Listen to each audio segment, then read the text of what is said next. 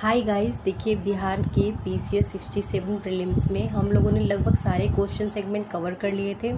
हमारे साइंस के क्वेश्चन छूटे हुए थे जिनको हम आज कवर कर रहे हैं। तो चलिए शुरू करते हैं। हमारा क्वेश्चन नंबर 91 यानी कि पहला प्रश्न है साइंस का। यदि एक पंख, एक रबर की गेंद और एक लकड़ी की गेंद निर्वात में एक समान ऊंचाई से स्वतंत्रता पूर्वक एक साथ गिरे तो क्या होगा? तो इसका सही उत्तर हो जाएगा ऑप्शन नंबर डी, तीनों एक साथ जमीन पर पहुंचेंगे। नेक्स्ट, जब दिन में पानी पर साबुन की फिल्म दिखाई देती है तो यह सुंदर रंग दिखाती है। इस घटना का कारण बताइए। तो यह है प्रकाश का व्यतिकरण। नाभिक की द्रव्यमान संख्या, हमारा अगला प्रश्न है, क्या है? तो न्यूट्रॉनों और प्रोटॉनों की संख्या का योग होती है। निम्न में से कौन सा सीमेंट का मुख्य घटक है? तो इसका देखिए उत्तर क्या हो जाएगा, ऑप्शन नंबर ई। ठीक है। नेक्स्ट देखिए, एक तत्व के समस्थानिक अलग अलग होते हैं तो द्रव्यमान संख्या में, ऑप्शन नंबर बी। नेक्स्ट है, वह ताप बिंदु जिस पर ठोस, द्रव्य और गैसीय अवस्था एक साथ रह सकती हैं, कहते हैं उसको त्रिक बिंदु। नेक्स्ट, एल्युमिनियम का सबसे महत्वपूर्ण अयस्क क्या है? बॉक्साइट। नेक्स्ट है, निम्न में से किस विलयन के पीएच का मान 7 से अधिक होता है? तो वो क्षारीय विलयन कहलाएगा। फिर बात करें, निम्न में से कौन सा विकल्प गलत है?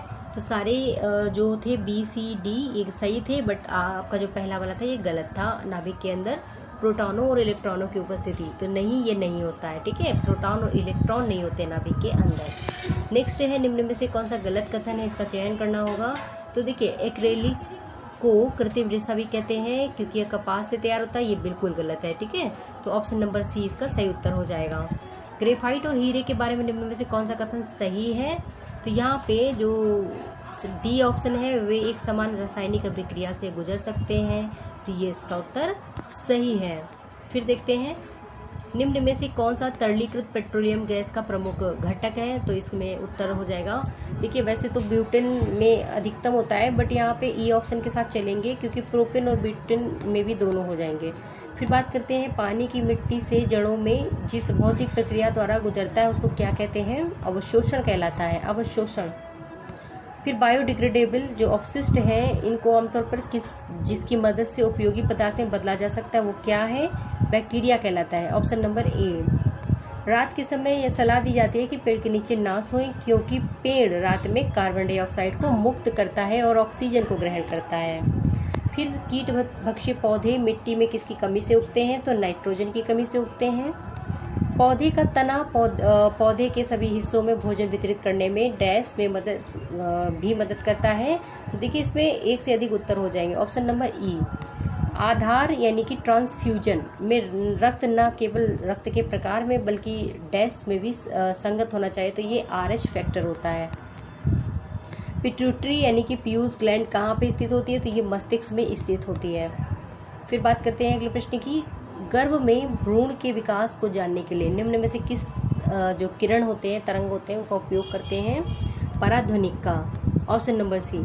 सार्वभौमिक स्वीकार्य रक्त समूह कौन सा है जो सारे ब्लड्स को ले सकता है? तो यह है ए बी।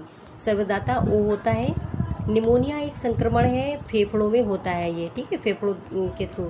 फिर है, दर्पण के सामने खड़े होने पर एक व्यक्ति को अपना प्रतिबिंब अपने से बड़ा लगता है, क्यों? इसका तात्पर्य क्या है?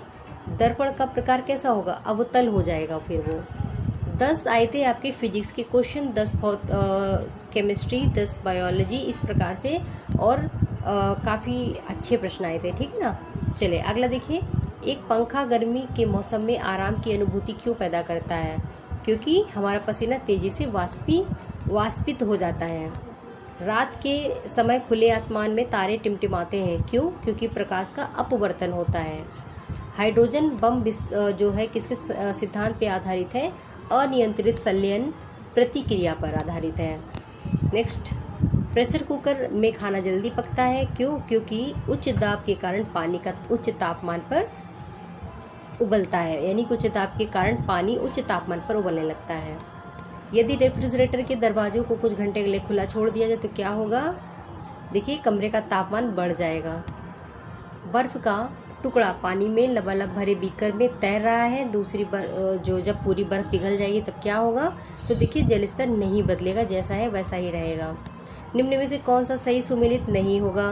तो इसमें ऑप्शन नंबर ई हो जाएगा। चले, हमारे साइंस के क्वेश्चन कंप्लीट हो गए। अगर आपको इसका कंप्लीट वीडियो चाहिए तो आप नेति पीसेस क्लासेस में जाकर देख सकते हैं। ओके, और जो आपका मोटिवेशनल नीति क्लासेस है इसमें आपको शॉर्टली सब्जेक्ट वाइज सब्जेक्ट करके उपलब्ध करवाया गया है। तो चलिए, CDPO का जो पेपर था जो हुआ था 15 तारीख को, तो उसको भी उपलब्ध करवा दिया जाएगा मोटिवेशनल नीति क्लासेस में। ठीक है, आप वहाँ पे जाकर उसको देख सकते हैं। चलिए मिलते हैं अगले वीडियो में, तब तक के लिए चैनल में नए हैं तो चैनल को ज़रूर सब्सक्राइब करें। जय हिंद।